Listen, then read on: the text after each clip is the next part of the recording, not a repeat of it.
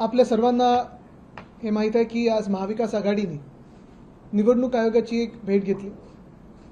देशभरात हा जो एक प्रश्न गाजलेला आहे, चर्चेत आहे, फक्त आपल्या देशात नाही तर जगभरात आहे की SIR हे जे इंटेन्सिव्ह जे काही पूर्ण प्रयत्न चाललेत मतदार वगळण्याचे किंवा मतदार यादीतून काढण्याचे, त्याच्यावर आमच्या ज्या अनेक शंका होत्या, आमच्या काही सूचना असतील, हे सगळं घेऊन आम्ही आज निवडणूक आयोगासोबत आणि निवडणूक आयोगाचे CEO चोक्लिंगम साहेबांसोबत सखोल चर्चा केली। म्हणायला तसं चर्चा सकारात्मक झाली, अनेक विषयांवर चर्चा झाली आणि या चर्चेतून जे काही आम्ही सूचना केलेल्या आहेत, काही मुद्दे मांडलेले आहेत, त्याची अंमलबजावणी होईल हे आत्ता तरी आम्हाला वाटत आहे। असो तरी देखील आम्ही ह्याच्यावर काम करत आहोत सातत्याने। जे काही आता प्री मॅपिंग असेल, मग मॅपिंग होईल पुढे, ह्याच्यावर राजकीय पक्ष म्हणून आम्ही कामाला लागलेलो आहोत। ज्या नागरिकांना भीती वाटत असेल, ज्या नागरिकांना शंका असेल मनात, आमच्या वेगळ्या वेगळ्या पक्ष कार्यालयातून, शाखेतून आम्ही मदत करण्याचा प्रयत्न करत आहोत। आणि महाराष्ट्रात निवडणुका लोकसभेच्या असो किंवा विधानसभेच्या असो, आता कुठेही जवळ नसताना ही SIRची जी पूर्ण प्रक्रिया आहे ती सुरळीत व्हावी, नीट व्हावी, कोणालाही वगळता येऊ नये।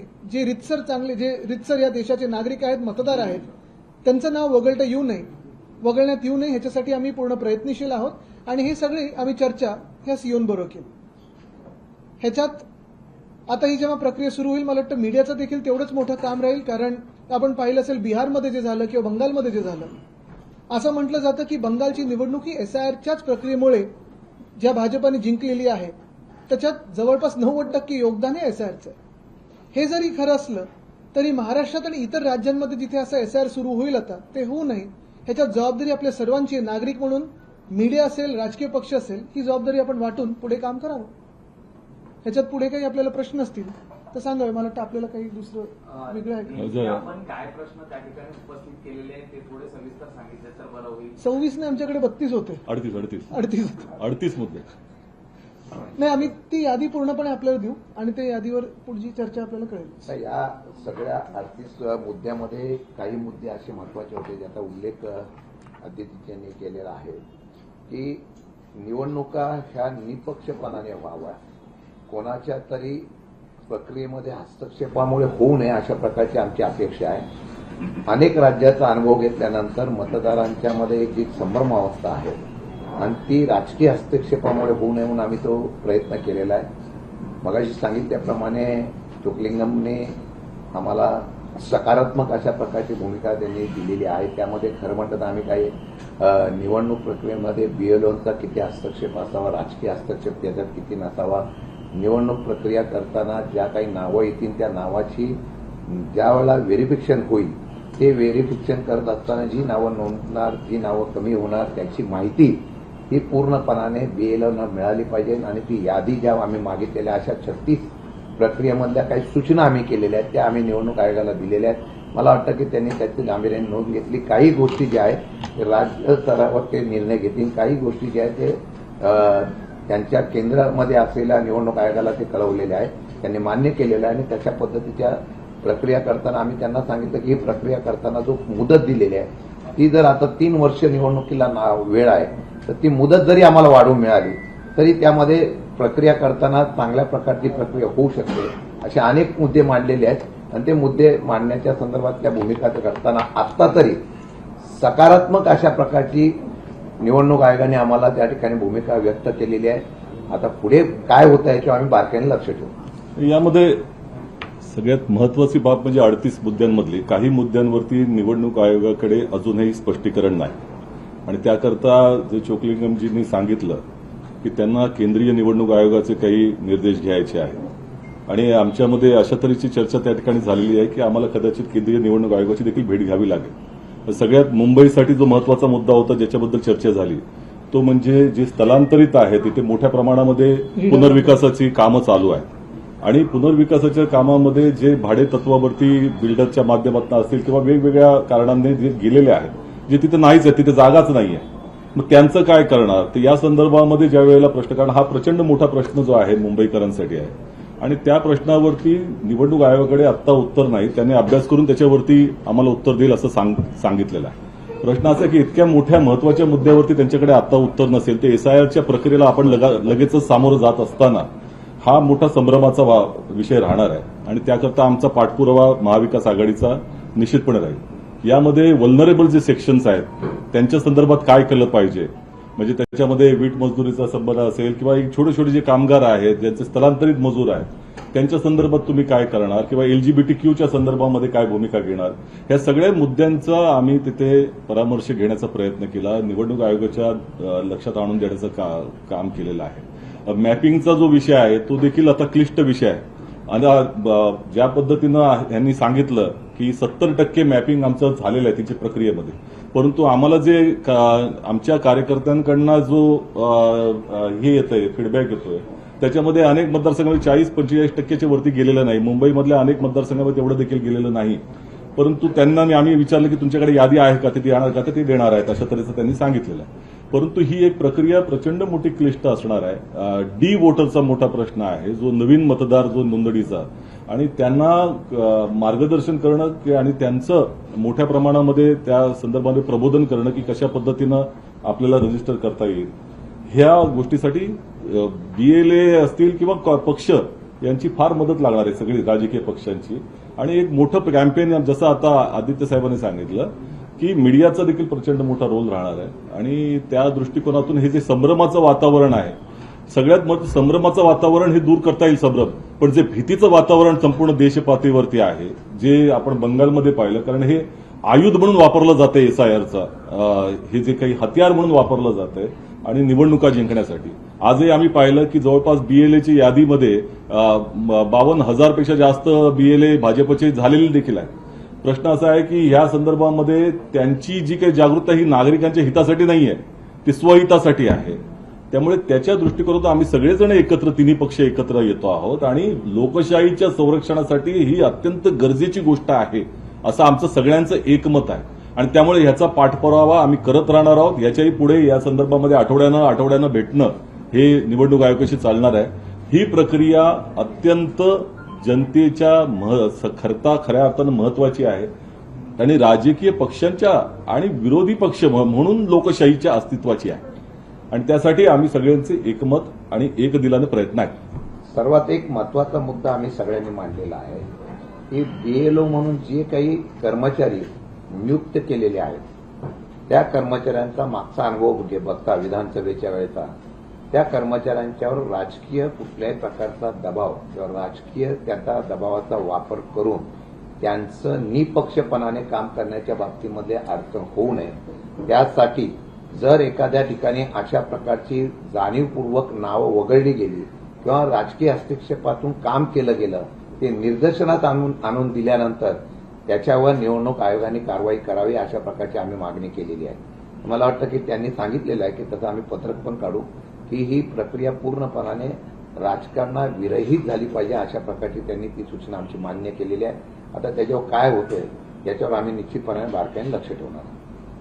मुद्दा असा आहे की जवळपास महाराष्ट्रामध्ये 1 लाख बूथ आहे, त्याच्यावर BLA जे राजकीय पक्षांकडून अपॉइंट केले जातात, अशा वेळेला जर भाजपनं जर 52,000 पर्यंत केले असं तुम्ही सांगताय, तर 3 पक्ष म्हणून तुम्ही आता या लेवलला कुठे आहात आणि जर तुमच्याकडून याच्यामध्ये काही कुचराई होत असेल तर केवळ मग सिस्टीमला दोष देण्यात काय? आलोकजी, याच्यात कसं आहे की आम्ही जे आपण सांगताय आकडेवारी, आता ही आकडेवारी निवडणूक आयोगाच्या पेपरवरती आहे. अर्थात आमची कामं आम्ही करत आहोत, BLA परत वाढवण्याचा प्रयत्न करत आहोत, ते सगळं आहेच. पण मुद्दा असा आहे की आमच्याकडून जे महानगरपालिकेच्या आधी आणि विधानसभेच्या नंतर जे आम्ही नावं काढून दिली होती की हे संभाव्य दुबार आहेत किंवा ही नावं बोगस आहेत किंवा ह्या घरांमध्ये एवढी लोक बोगस राहत आहेत, त्याच्यावरही पुढे काही कारवाई निवडणूक आयोगाने केली नव्हती. आता आपल्याला आठवत असेल साधारणपणे लोकसभा आणि विधानसभेच्या मध्ये जी नावं आम्ही शोधून काढली की ही एवढी वाढलेली आहेत, त्याचं पुढे काय होणार ह्याच्यावर आम्ही स्पष्टीकरण मागितलेलं आहे. जसं 17 लाख नावं आम्ही मुंबई महानगरपालिकेच्या वेळीची संभाव्य दुबार ही काढून दिली होती. अर्थात त्याच्यात काही कॉमन मराठी नाव असतील किंवा कॉमन नावं जी होती त्याच्यात एकच नाव फोटो विना 6-7 वेळा एकच यायचं की संभाव्य दुबार म्हणून. आता ही देखील आम्ही त्यांना विनंती केलेली आहे आणि कदाचित त्याचं काम सुरू आहे त्यांच्याकडे की असं तुमच्याकडे एक सॉफ्टवेअर असलं पाहिजे. आता आमची मदत घ्या तुम्ही, त्याच्यात एक सुद्धा BLA असण्याची गरज नाही, आम्ही तुम्हाला आमच्या ऑफिसमधून देतो.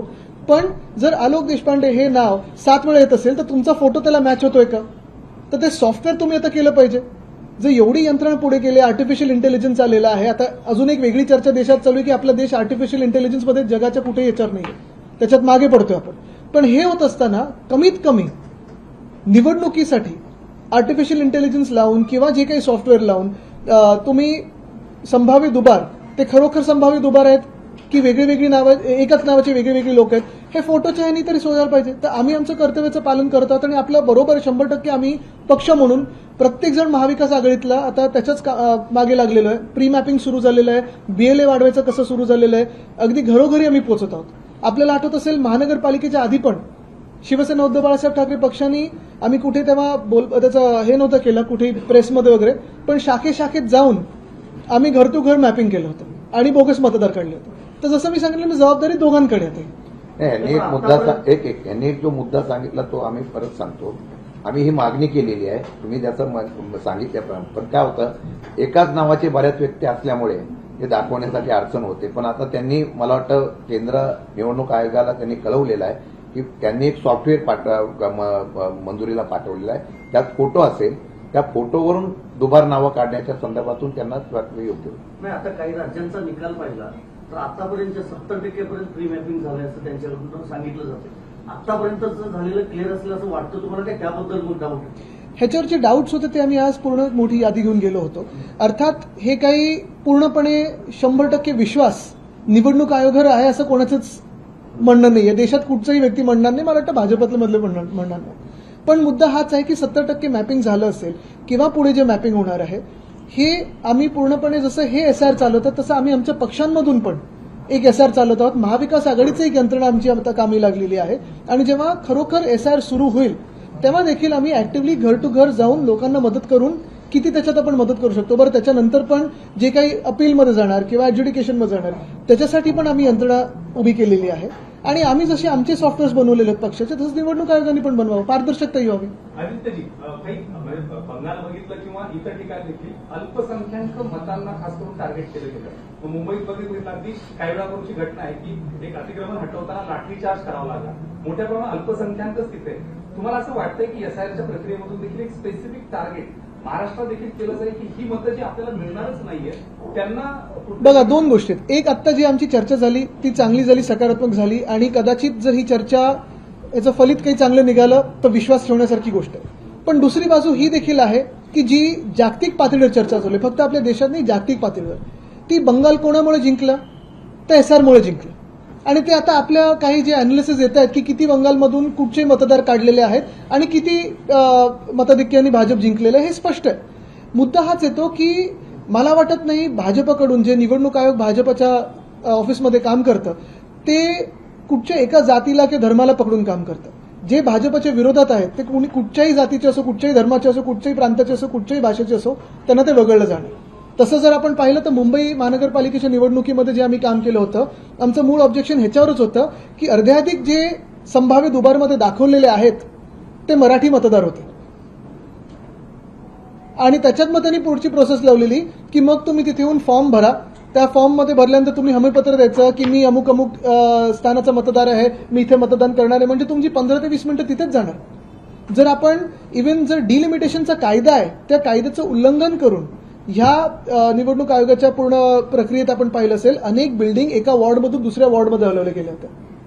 ते मतदार पाहून केलं होतं त्यांनी. ज्या बाबतीमध्ये महाविकास आघाडी काय परिवर्तनाची यात्रा काढेल का मतदारांच्यासाठी वगैरे? यात्रा कशाला, आम्ही यात्रेने काम नाही होणार आहे, याच्यात आता घरोघरी जाऊन काम होणार आहे. सर, हिंदी में जानना चाहेंगे आपसे, आप लोग बांद्र्यातल्या कारवाई संदर्भात आपलं नेमकं मत काय आहे? त्या ठिकाणी गरीबनगरवरती सरकारकडनं जी कारवाई सुरू आहे, लाठीचार्ज त्या ठिकाणी झालेला आहे, आता पोलिसांवरती देखील दगडं मारली जात आहे स्थानिकांकडून. मला वाटतं थोडी त्याच्यावर माहिती घ्यायला लागेल आम्हाला. आजचा विषय पूर्ण वेगळा आहे तर ती माहिती पूर्ण आल्यानंतरच आम्ही बोलू शकू त्याच्यावर. तुम्ही केंद्रीय निवडणूक आयोगाला भेटणार म्हणून सांगितलं जातं, काही तुम्ही अपॉइंटमेंट घेतली आणि कधी भेटणार आहे, कोण? आता ते भाजपच्या कामात केवढे व्यस्त आहेत ते पाहून आम्ही त्यांची वेळ घेऊ.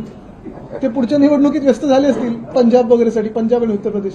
पण निश्चितपणे एक आहे, म्हणजे मी याला गंमत नाही बोलणार जरी आपण गमतीचा भाग बोललो तरी, पण एक आहे की काही गोष्टी खरोखर ह्यांच्या ज्या हातात नाहीयेत त्याच्यासाठी आम्हाला केंद्राशी चर्चा करायला लागेल, तर तिकडचे आमचे नेते बोलतील त्यांच्याशी. आपले खासदार सध्या विरोधी पक्ष म्हणजे सत्ताधारी पक्षांच्या संपर्कात असल्याची जी जोरदार चर्चा, ऑपरेशन टायगरची चर्चा आहे, अनेक खासदार हे एकनाथ शिंदे असतील किंवा शिंदेच्या नेत्यांना भेटत आहेत. या संदर्भात आपण काय स्पष्टीकरण करता? या खासदारांशी आपलं काही बोलणं झालंय का? ते नेमकं त्याचं मला वाटतं सगळे टचमध्ये आहेत, पण मला वाटतं ह्याच्यापेक्षाही महत्वाचा मुद्दा, कारण काय आहे की गेले 4 वर्ष अत्यंत घाणेरडं राजकारण, फोडाफोडीचं राजकारण, पक्ष फोडण्याचं राजकारण, आमिष दाखवायचं राजकारण, धमकी देण्याचं राजकारण हे आम्ही पाहिलेलं आहे. ह्याच्या पलीकडे जाऊन भाजपनी प्रेस कॉन्फरन्स घ्यावी, खरं तर प्रधानमंत्र्यांनी घ्यावी, त्याच्यानंतर वित्तमंत्र्यांनी घ्यावी, धर्मेंद्र प्रधानांनी घ्यावी. आज हे कोण आमदार आमच्याकडे येतंय, आमचे खासदार कुठे जात आहेत, कोण नगरसेवक आमच्याकडे येते, हे सगळं एका बाजूला, पण दुसऱ्या बाजूला आपण जर पाहिलं तर देशाचे हाल खरोखर बिघडलेले आहेत. रुपये कितीवर आहेत? रुपये रात्रीवरून कितीवर जाणार? अब की बार 100 पार होणार आहे ते, बरोबर आहे, त्याच्याबद्दल बोलावं. बॅलन्स ऑफ पेमेंट प्रॉब्लेम झाला त्याच्याबद्दल बोलावं. सेन्सेक्स काल पडत होतं त्याच्याबद्दल बोलावं. साधारणपणे आता जगभरात काल परवाकडे जी प्रेस कॉन्फरन्स होणार होती पण झाली नाही, त्याची चर्चा सुरू आहे, त्याच्यावर बोलावं. हे राजकारण थोडंसं बाजूला ठेवून देशाची परिस्थिती काय आहे ना त्याच्यावर बोलावं. कारण मध्यंतरी जे अपील झालं प्रधानमंत्री महोदयांकडून की फॉरेनला जाऊ नका, फॉरेनला कोण गेले? नंतर आपण पाहिलं असेल सोनं घेऊ नका. 7% या देशाचा जीडीपी त्या सोन्याच्या मार्केटमधून येतो. नुकसान कोणाचं होणार आहे? ज्या लोकांनी, ज्या सोने बाजारांनी त्यांना मतदान केलं. साधारणपणे वर्क फ्रॉम होम, तुम्ही मला सांगा, वर्क फ्रॉम होम आपण जेव्हा बोलतो त्या वर्क फ्रॉम होम मध्ये आयपीएलचा समावेश आहे का? म्हणजे तुम्ही बीसीसीआय म्हणून वेगळी ट्रीटमेंट, मी म्हणत नाही की लगेच बंद करा, पण म्हणजे तुम्ही घरून काम करा, पण बाकी तुम्ही स्पोर्ट्ससाठी जाऊ शकता का, थिएटरला जाऊ शकता का, रेस्टॉरंटला जाऊ शकता का? कुठेही स्पष्टीकरण नाहीये. वर्क फ्रॉम होममुळे पीक कन्झम्पशन इलेक्ट्रिसिटीचं, इंटरनेटचं जे वाढणार आहे त्याच्यावर कोणी अजून भाष्य केलं नाही, नुसतं बोलून सोडून दिलंय देशाला. तर मला वाटतं हे राजकारण बाजूला ठेवून भाजपने ह्याच्यावर पण चर्चेवर पुढे यावं. राज्यात तेल संकट मोठं आहे. शेतकऱ्यांना शेतीसाठी लागणाऱ्या ट्रॅक्टरमध्ये भरायला तेल नाहीये. पंपांवरती इथेनॉल मिळेल ना आता खूप. पंपांवरती मोठ्या प्रमाणात लाटा लागलेल्या आहेत. तर नेमकं शेतकऱ्यांच्या भावना आपण कसे पाहता, त्याकडे कसं पाहणार? बघा, मी हेच तुम्हाला सांगत आहोत की राजकारणाच्या पलीकडे आता सगळ्या निवडणुका जिंकल्यानंतर थोडं तरी जे कर्तव्य आहे त्यांचं त्याचं पालन व्हावं. आणि ते जी पंतप्रधान नरेंद्र मोदी हे परदेश होते त्याबद्दल तुमचं मत काय? आज मी फक्त एसआर बद्दल बोलायला गेलेलो इथं.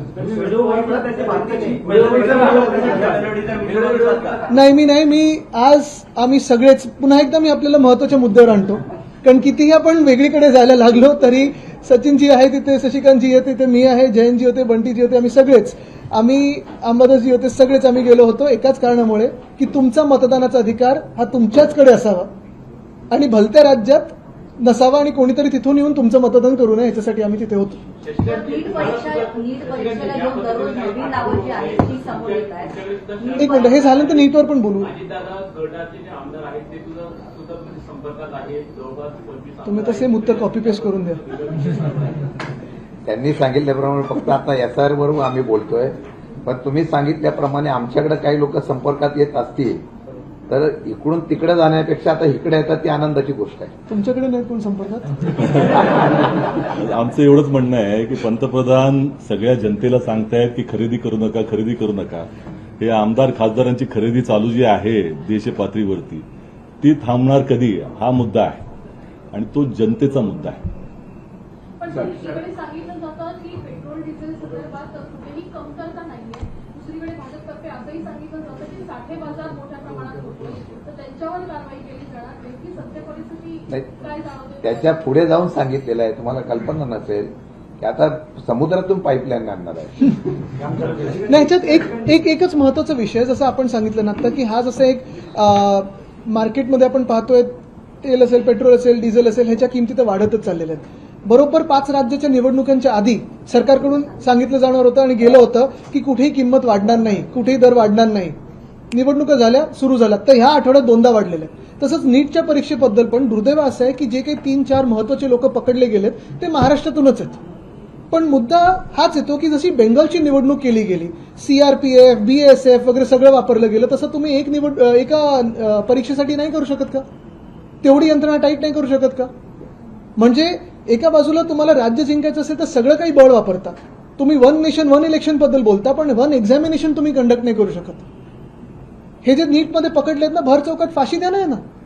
काय बिघडते कोणाचं? 22 की 23 लाख विद्यार्थ्यांची आज नशिबा त्यांनी पूर्ण 4 चौघांमध्ये भाडून ठेवलेली आहेत. त्यांचे विद्यार्थी, त्यांचे आई वडील असतील, ते स्वतः असतील, ते भावंड असतील, पूर्ण परिवार गेले 2-3 वर्ष ज्या अभ्यासाच्या ह्याच्यातून जातात, त्यांचे फीवर खर्च जो झाला असेल, जे काही टेन्शन असेल, स्ट्रेस असेल, याला जबाबदार कोण आहे?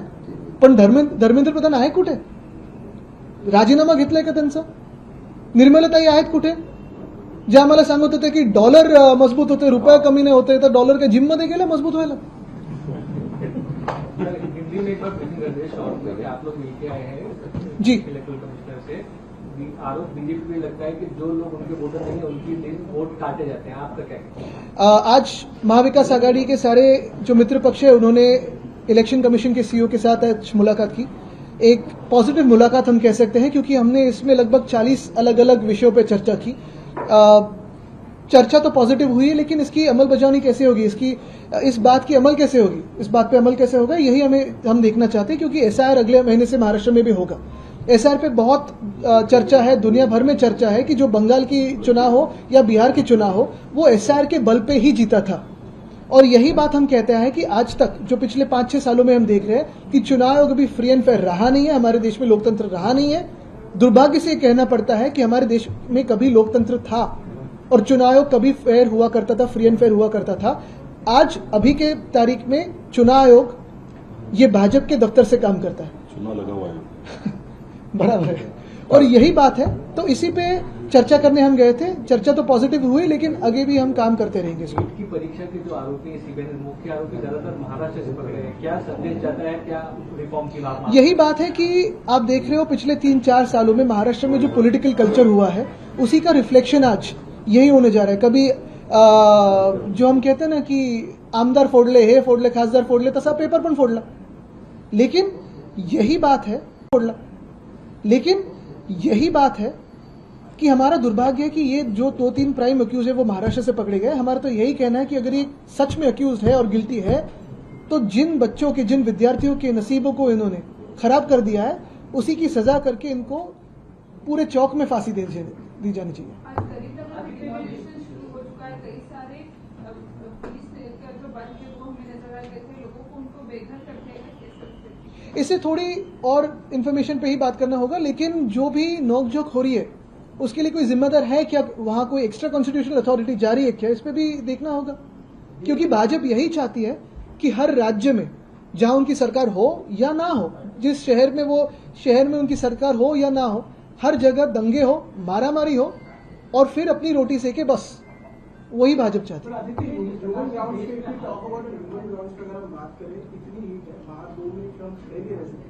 पूरे के पूरे लोगों के घर उड़ा दिए। उसके बाद यहाँ से 20 किलोमीटर पे बैंड्रा है, जहाँ पर हालत इतनी गंभीर है लोगों की, लोग रास्ते पे खाने के लिए मिले, पानी के लिए मिले। तो अपोजिशन का इसमें ये फेलियर किस साइड, सिस्टम का फेलियर है, ये बिजली का फेलियर है? कोई लोग कह रहे हैं कि ना ठीक से सर्वे हुआ है और हमको बताया नहीं गया। तो ये शायद आपके क्वेश्चन का फेलियर है कि भाजपा और ह्यूमन ग्राउंड्स को आप एक लाइन में ला रहे हो। अगर ह्यूमन ग्राउंड्स की बात होती तो डिमोनेटाइजेशन में जो लाइन लगती वो नहीं लगती। अगर ह्यूमन ग्राउंड्स की बात होती तो भाजपा जो दंगे करवाती है देश में वो नहीं करवाते। अगर ह्यूमन ग्राउंड्स की बात होती तो अचानक एक रात में जो लॉकडाउन कहा गया था वो नहीं होता। अगर ह्यूमन ग्राउंड्स की बात होती तो पिछले हफ्ते में जो सारी बातें इकोनॉमी में हमारे हलचल मचा दी है वो नहीं होती। लेकिन यही बात मैं कहना चाहता हूं कि आज लीगल हो इलीगल हो, प्रोसेस जो भी हो फॉलो होनी चाहिए, और वही बात प्रोसेस की बात हो उसी को फॉलो होना चाहिए। फिर उसमें न जाति देखना चाहिए, न धर्म देखना चाहिए, न भाषा देखनी चाहिए। जो भी लीगल हो उसके हिसाब से तो जाना ही चाहिए। लेकिन वहां कोई झगड़े दंगा फसाद करने के लिए जा रहा है क्या, पुलिस के साथ जा रहा है क्या, पुलिस के खिलाफ जा रहा है क्या, ये दोनों तरफ से देखना जरूरी है। और सिर्फ एक इलाके की मैं बात नहीं कर रहा हूं, पूरे देश की बात कर रहा हूं। नहीं तो सोनम वांगचुक को भी अरेस्ट नहीं करते। ही माझी भूमिका प्रत्येक भाषेत आहे। प्रकार से देश में हालात है, देश के प्रधानमंत्री लोगों को संबोधित कहते हैं, चुनाव खरीदे, विदेश न जाए, खुद 5 दिन यात्रा पे है, और जिस प्रकार से वहाँ के प्रधानमंत्री इनकी से मुलाकात करते हैं, मेलोडी देते हैं, देश एक तरफ संकट में और दूसरी तरफ मेलोडी देते हैं, कैसे देखते प्रधानमंत्री की व्यू?